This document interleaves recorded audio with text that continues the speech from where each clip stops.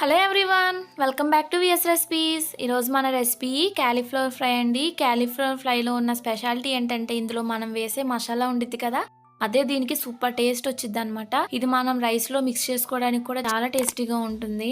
అదే కాకుండా ఇప్పుడు క్యాలీఫ్లవర్ని మనం డీప్ ఫ్రై చేయాల్సిన పని లేదు. ఉడకపెట్టి మనం క్యాలీఫ్లవర్ ఫ్రైని ప్రిపేర్ చేసుకోవచ్చు. అది ఎలాగో చూసేద్దాం.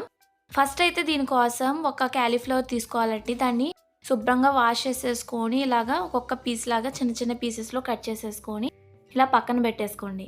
తర్వాత ఇప్పుడు మసాలా ప్రిపేర్ చేసుకుందామండి. మిక్సీ జార్లో 2 స్పూన్స్ దాకా నువ్వులు, ఒక 5 దాకా వెల్లుల్లి రెబ్బలు అండ్ 1 స్పూన్ దాకా జీలకర్ర, 1 స్పూన్ దాకా కారం, 1 స్పూన్ దాకా ధనియాలు కూడా వేసేసుకొని దీన్ని ఫైన్గా పౌడర్ చేసేసుకోవాలన్నమాట.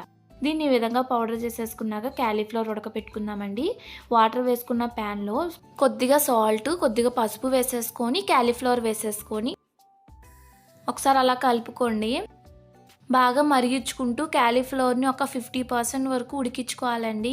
మనం పసుపు వేసి క్యాలీఫ్లవర్ ఉడికించుకోవడం వల్ల క్యాలీఫ్లవర్లో ఉన్న పచ్చి వాసన పోయి, పచ్చిదనం అంతా పోయి క్యాలీఫ్లవర్ అనేది బాగుండిద్ది అనమాట.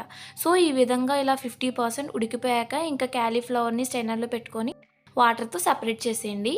తర్వాత ఫ్రై కోసం ప్యాన్లో 2 స్పూన్స్ దాకా ఆయిల్ వేసుకోవాలి.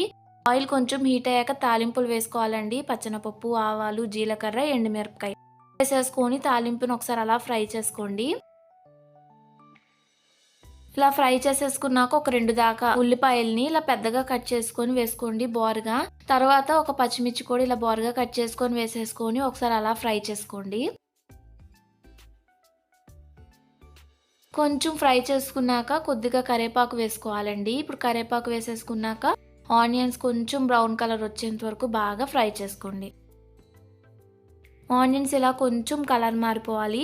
ఇప్పుడు మనం ఇందులో ముందుగా ఉడకపెట్టుకున్న క్యాలీఫ్లవర్ ఉంది కదా, క్యాలీఫ్లవర్ ముక్కలు వేసేసుకోండి. అది కూడా వేసేసుకొని ఒకసారి అలా కలుపుకోండి. ఇలా కలిపేసుకున్నాక మన రుచికి సరిపడినంత సాల్ట్ వేసుకొని బాగా మగ్గించుకోవాలన్నమాట. క్యాలీఫ్లవర్ బాగా మగ్గాలండి. ఆల్రెడీ క్యాలీఫ్లవర్ ఒక 50% ఉడికిపోయింది, ఇంకా 50% ఉంది కదా. సో మనం ముందే సాల్ట్ వేసుకోవటం వల్ల ఫాస్ట్గా కుక్ అయిపోయింది అనమాట. ఇలా మూత పెట్టుకుంటూ మూత తీసుకుంటూ క్యాలీఫ్లవర్ని బాగా మగ్గించుకోండి. చూడండి, క్యాలీఫ్లవర్ బాగా మగ్గిపోయింది కదా. ఇప్పుడు మనం ఇందులో ముందుగా ప్రిపేర్ చేసుకున్న మసాలా పౌడర్ని యాడ్ చేసుకోండి. మసాలా పౌడర్ వేసేసుకొని ఒక 2 to 3 మినిట్స్ పాటు బాగా ఫ్రై చేసుకోవాలండి. మనకి క్యాలీఫ్లవర్ ఉడికాక మాత్రమే మనం మసాలా పౌడర్ వేసుకోవాలన్నమాట. ముందే వేయకూడదు, లేకపోతే మాడిపోయిద్దండి. మసాలా వేసాక ఒక 2 మినిట్స్ పాటు ఫ్రై చేసేసుకొని స్టవ్ ఆఫ్ చేసేయటమే. అంతేనండి, సూపర్ టేస్టీ క్యాలీఫ్లవర్ ఫ్రై అయితే రెడీ అయిపోయింది. మీరు కూడా ఇంట్లో తప్పకుండా ట్రై చేయండి. ట్రై చేసాక ఎలా వచ్చిందో కామెంట్ చేయండి. నా వీడియో కనుక నచ్చితే లైక్ చేయండి, షేర్ చేయండి, సబ్స్క్రైబ్ చేయండి. Thanks for watching.